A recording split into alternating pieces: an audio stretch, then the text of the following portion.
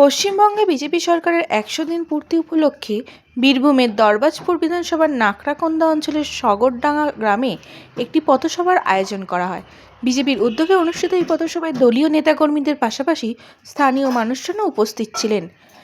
পথসভায় উপস্থিত ছিলেন দরবাজপুর বিধানসভা কেন্দ্রের কনভেনর অনুপম বাগ, দরবাজপুর ৩ নম্বর মণ্ডলের সাধারণ সম্পাদক বুদ্ধদেব চক্রবর্তী, সহসভাপতি অশোক ঘোষ এবং খয়রাশোল পঞ্চায়েত সমিতির বিরোধী দলনেতা প্রদীপ রুইদাস, নাকড়াকন্দা অঞ্চল প্রমুখ কার্তিক গোপ, শক্তিকেন্দ্র প্রমুখ গোপীনাথ মণ্ডল সহ অন্যান্য দলীয় নেতৃত্ব ও কর্মীরা।